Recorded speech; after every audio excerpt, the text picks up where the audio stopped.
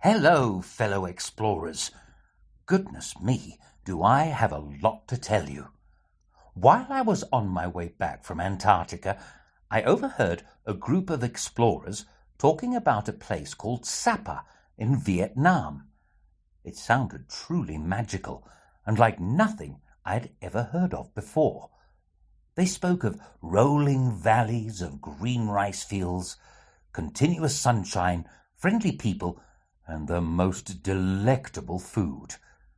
Without a question in my mind, I booked a flight to Vietnam to continue my adventure. I was given strict instructions by my fellow researchers: arrive in Hanoi, take an overnight bus to Sapa, and then ask for Mama Sue in the town square. I guess the rest I would figure out as I went about my journey. And so, after 36 hours of travel, I landed in Hanoi, Vietnam. At first, everything seemed so different to what I know. The languages, the smells, the sounds, the people. My heart raced every time I looked around me. It was late at night, and it looked and sounded like everyone was just starting their day. I stood there with my eyes popping out of my head and my mouth wide open as though I was getting ready to catch flies. There were hooters beeping all around me, scooters whizzing past, food stalls spilling out into the streets, and people shouting in every direction. I had a few hours before my next bus arrived, so I wandered the streets and took in everything around me. The only problem was that every time I wanted to cross the road, it would take me 10 minutes. The scooters just fly past, and I got the sense that the traffic lights and stop streets are just for decoration, because everyone seems to have their own rules. Not to worry, I thought. I practiced the breathing exercises that Alexa taught me on the ship, and I reminded myself of the plan. Take the overnight bus to Sapa and find Mama Sue. That was all I had to do. I walked towards the overnight bus station and caught the night express to Sapa. I soon came to realize why the bus is called the Night Express. We may as well have flown to Sapa, we went so fast. I was so sure that at any minute the wheels would come off and the bus would magically start floating in the air. At one point, I woke up and was no longer in my seat. We'd gone around the corner so fast that everyone on the right side of the bus ended up in a pile on the floor. A few hours later, we eventually made it safely to Sapa. I skipped off that bus so fast and immediately kissed the earth beneath me. I was so grateful to have made it safely with everything intact. We arrived early in the morning. There was a crisp breeze in the air, and the sounds of the local people setting up their market stalls all around town. There were so many tourists just like me. Obviously not too many of the bear kind. I asked a young lady standing nearby where I could find the town square, and in very broken English she giggled and said, "Why, this is it, Mr. Bear." I looked around me. There were so many women gathering on the town stairs, welcoming all the tourists in. How would I ever find Mama Sue? I tried asking around, but everyone just looked at me wide-eyed and in disbelief that there was a big brown bear before their very eyes. Eventually, I decided enough was enough, and so I took a deep breath and just hollered out the largest yelp of "Mama Sue!"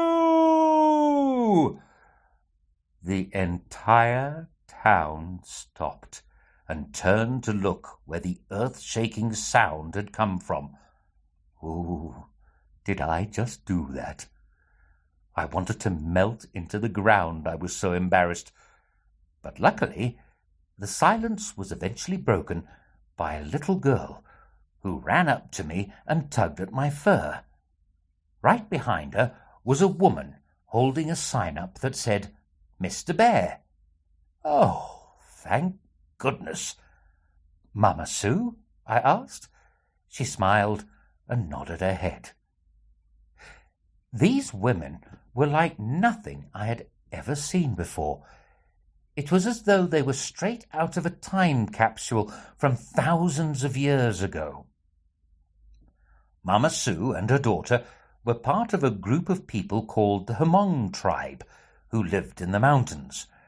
They wore colourful headscarves and long pleated skirts covered in beautifully detailed patterns made up of bright greens, blues, and reds. I later found out that they actually make their own clothes out of a plant called hemp. Imagine that. I realized very quickly that Mama Sue did not speak a single word of English.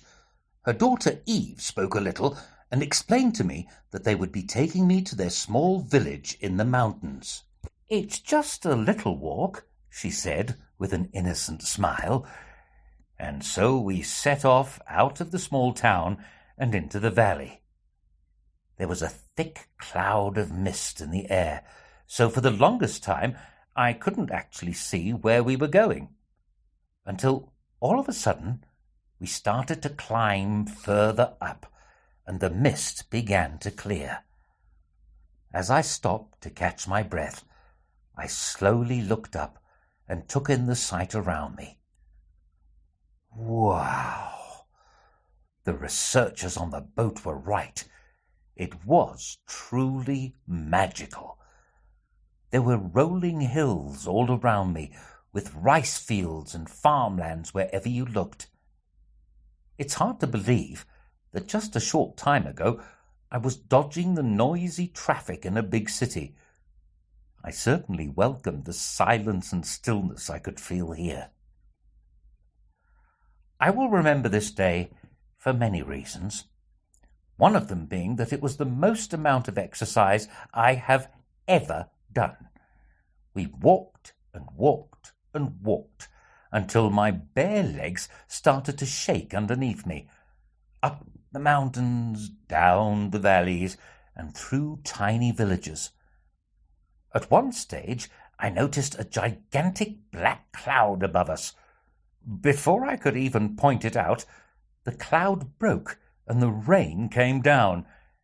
Now, when I say rain, I actually mean sheets of water.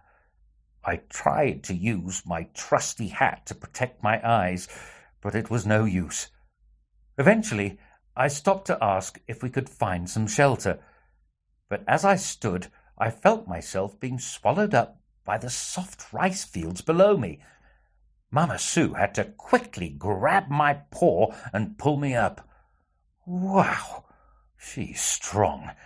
And Eve had to explain that we cannot stop. After a full day of hiking, we eventually made our way to Mama Sue's village, tucked away at the bottom of a valley. We were welcomed by local children who came running towards us. At first, I didn't know what to do with myself, so I just froze. Next minute, they were all over me, hugging and pulling me in whichever direction. I've never felt more loved or welcomed in my entire life. They wanted me to play and be part of their games, and even though I was absolutely exhausted, how could I say no? We splashed about in the streams, rolled about in the mud, and created magic carpet rides down the hill. I loved it so much that your secret mission this month involves this magic carpet ride, and I do hope you enjoy it. After 6 hours of hiking and an afternoon playing together with the local children, I was shattered. My knees were wobbly and my arms a bit shaky, but boy, oh boy, was my heart full, possibly even overflowing. Mama Sue welcomed me to her home for the evening. It was so basic, made of just wood, sticks, and a metal roof, but it had everything you'd need.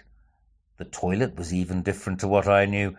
It was a hole in the ground, and every time you used it, you would cover it with a bit of soil. It was quite the experience, I must admit. The evening spent with Mama Sue and her family taught me a lot. I could see that the family didn't have much, but they made such an effort for me and put out an entire feast for my visit.